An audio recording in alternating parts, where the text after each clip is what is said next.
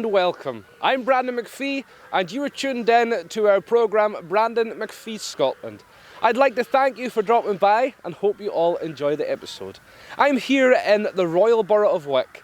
It's one of the two main towns here in Caithness. I'm down by the riverside and as you can see I'm standing in front of what I would call very special steps. Behind me is where the Wick, or you should say Caithness Agricultural Show, takes place when it's here in the Royal Borough of Wick. And down here is where the animal showground and competitions take place. The steps was built around the 1960s, I would think, for Her Royal Highness the Queen Mother and her royal party from when coming from one part of the showground to the other. The machinery and different things took place up top and, as said, competitions down here. It's a piece of history that would be long forgotten, and unless you're here in Caithness, you probably would not know. We thought it was a good place to start off this episode, and we start off with a track that I wrote especially for Jim Campbell, who is a Caithnessian that is living in Portree. It's called Caithness to the Cullens. Welcome to the programme.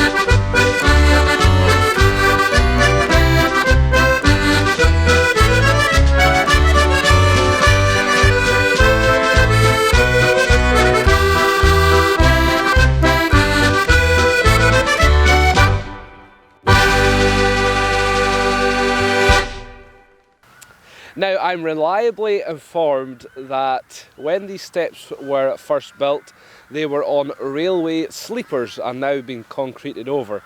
Now, you might not know this, but one of the people involved in building these steps is our cameraman, Robert Cameron. So what I can say is there's certainly nothing wrong with his memory, just yet anyway. Here is Geordie Jack with My Wild Irish Rose.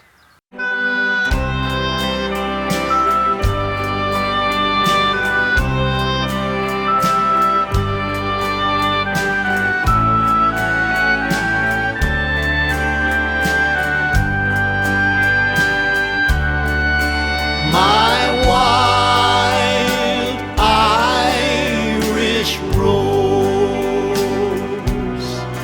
the sweetest flower that grows. You can search everywhere, but none can compare with my wild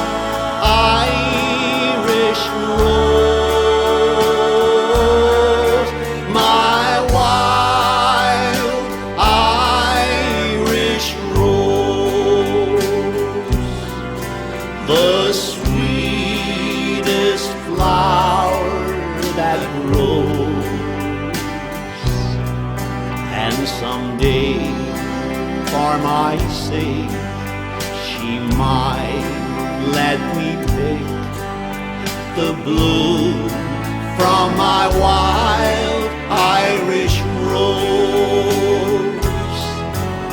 My wild Irish rose, the sweetest flower that grows. You can search everywhere, but none can compare with my wild Irish rose. My wild Irish rose, the sweetest flower that grows. And someday, for my sake, she might let me pick the blue from my wild Irish rose.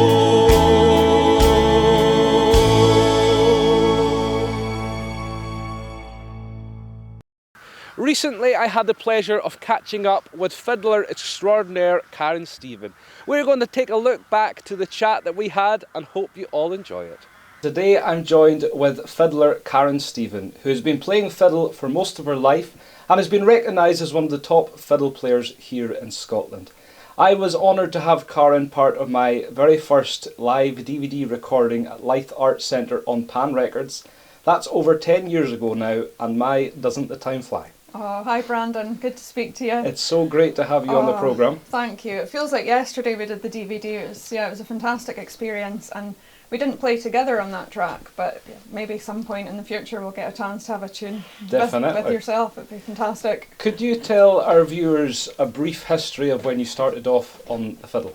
Yeah, it was quite a long time ago, so I suppose I have been playing most of my life, but I was quite a late starter. I was 13 when I started in high school because there wasn't an opportunity before that when I was living out in the country.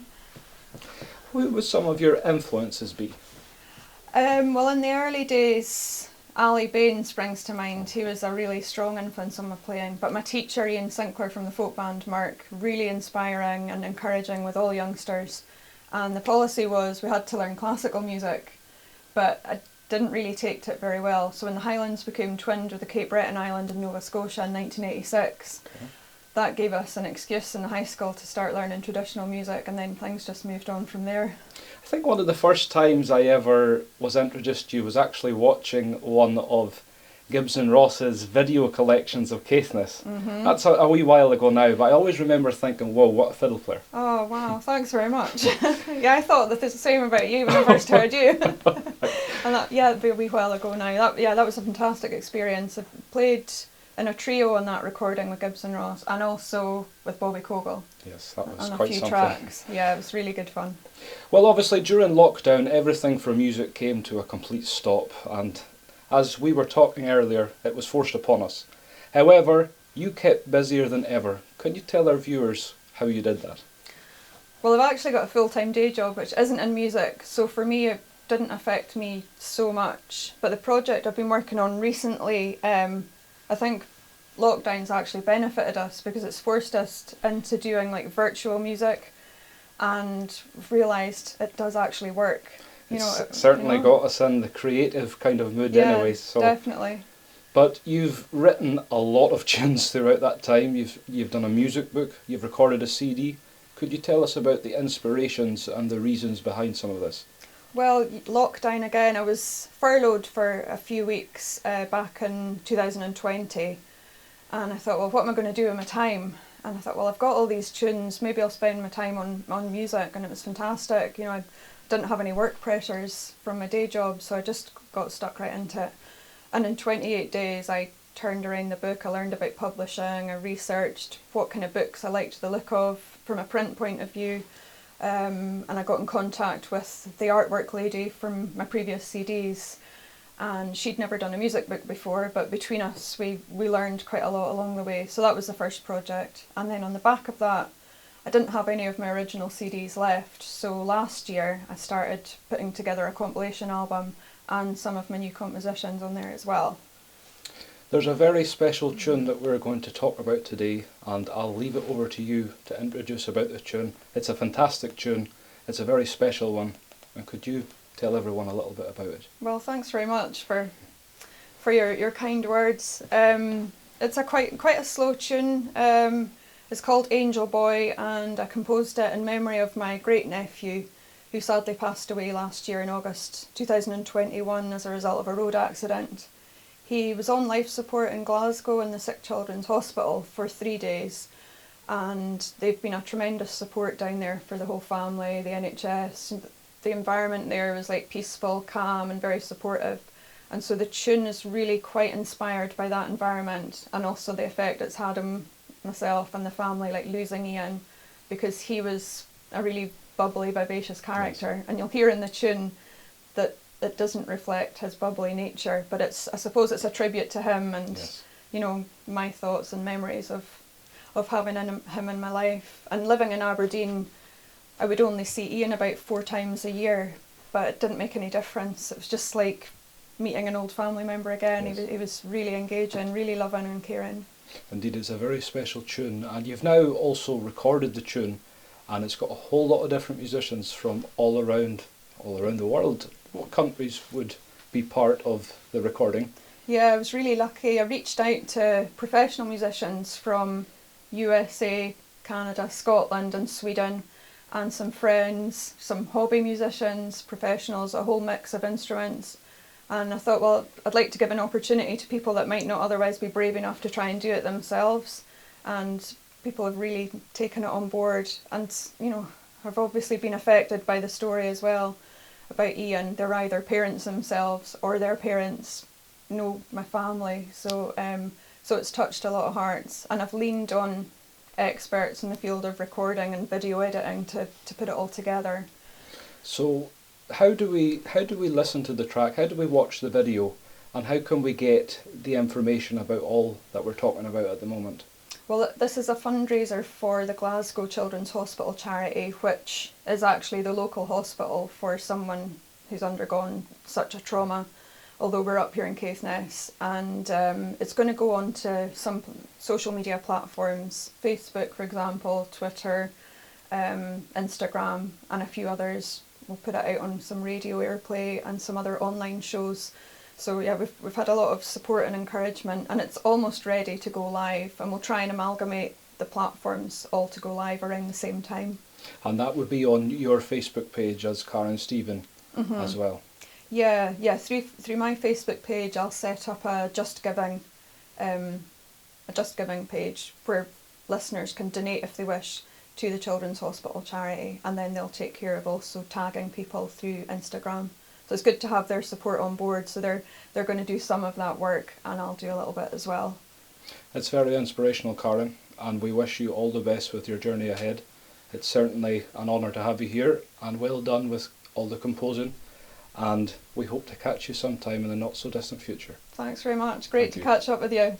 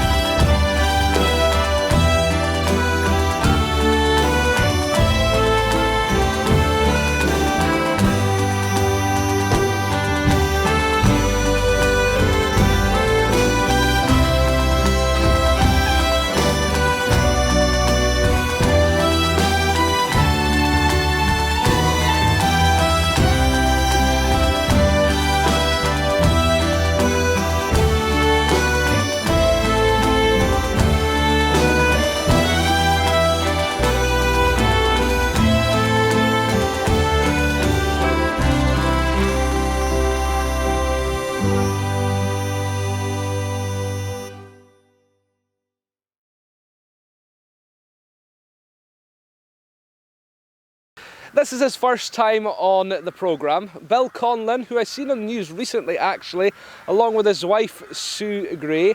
Bill has been in country music for most of his life. Here he is with the track Ramblin' Irishman, Bill Conlon.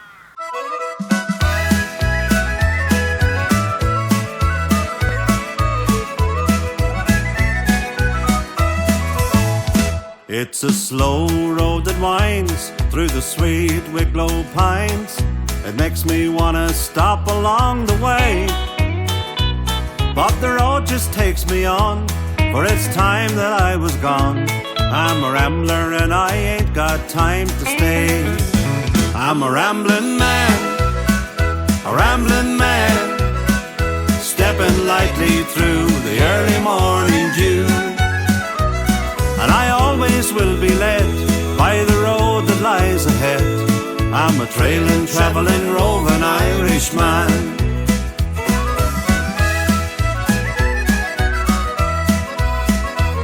Met a girl sweet and fair from the Curragh of Kildare.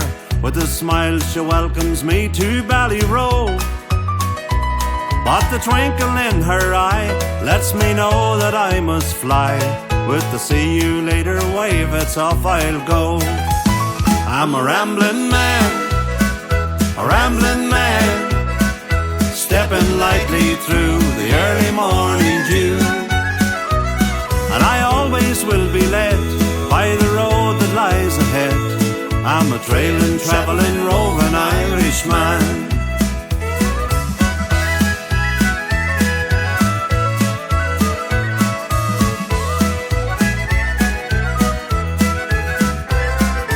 Crossing one more stile, walked another country mile, but I can't stop long enough to settle down.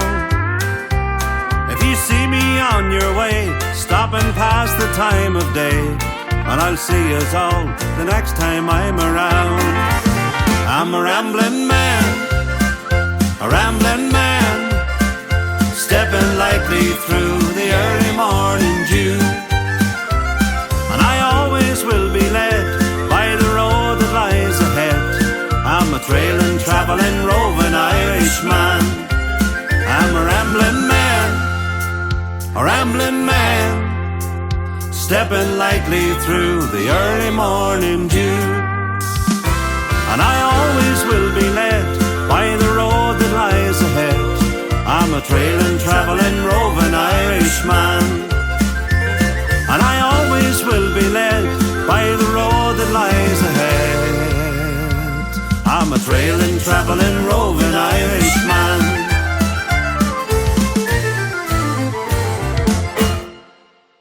Gordon Patullo is known here in Scotland and beyond for his piano accordion playing and also his compositions. Here he is on the Honor Shan Marino, a totally different instrument altogether, but still with one of his own famous compositions, The Furrow's End.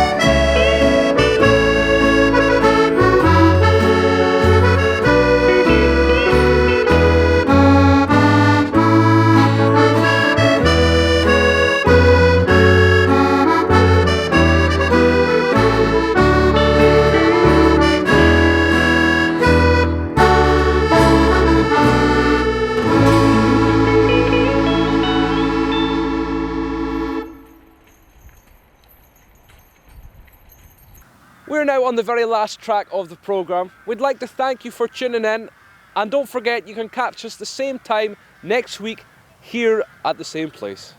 It's Manson Grant with We Were Made for Each Other. Once again, thanks for joining us and all the best. We were made for each other. I'm for you, you're for me. There will never be another. I'll be yours eternally. For as long as the world turns and the leaves of autumn fall, long as there's a star in heaven, I'll be waiting for your call. We were made for each other. I'm for you, you're for me. There will never be another. I'll be yours eternally.